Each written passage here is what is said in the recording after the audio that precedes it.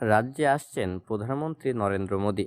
2024 লোকসভা নির্বাচন দোরগোড়ায়, আর এই নির্বাচনকে সামনে রেখে রাজ্যে আসছেন দেশের প্রধানমন্ত্রী। মার্চের 2 তারিখ নদিয়ার কৃষ্ণনগরে জনসভায় যোগ দেবেন তিনি।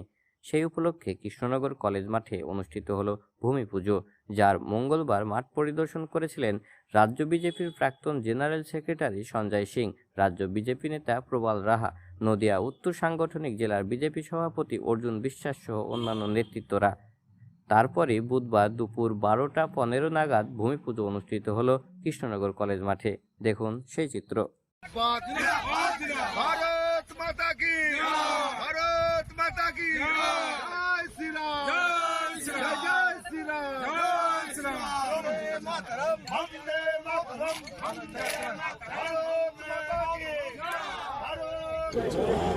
বিশ্বের জননেতা, বিশ্ব বরেণ্য, ভারত মায়ের বীর সন্তান, ভারতবর্ষের যশস্বী প্রধানমন্ত্রী আগামী 2 তারিখ 2রা মার্চ কৃষ্ণনগর গভর্নমেন্ট কলেজের মাঠে তিনি একটি ঐতিহাসিক জনসভা করবেন।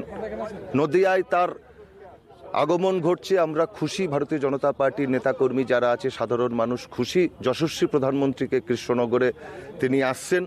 সর্বত আকারে সেই সভা সফল হবে এবং লক্ষ লক্ষ মানুষের সেই সমাবেশে তিনি ভাষণ দেবেন। আজকে ভূমি পূজনের মাধ্যমে মাঙ্গলিক কাজ আমরা শুরু করলাম। আজকে প্যান্ডেলের কাজ শুরু হচ্ছে। প্রশাসনিক আধিকারিকরা তারা মাঠ পরিদর্শন করেছেন। আজকে থেকে কাজ শুরু হলো। আগামী 2 তারিখের অপেক্ষায় রয়েছি।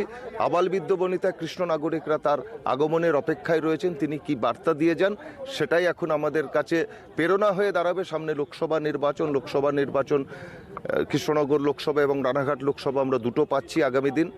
তো সেই নিয়ে তিনি আলোচনা করবেন, মানুষের সাথে তিনি কথা বলবেন। সরকারেও একটি কর্মসূচি তার আছে, ওই দিনকেই আছেন।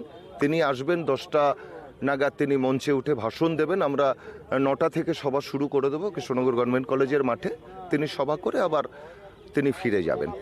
সন্দীপ মজুমদার, মিডিয়া কনভেনার, নদিয়া জেলা উত্তর ভারতীয় জনতা পার্টি।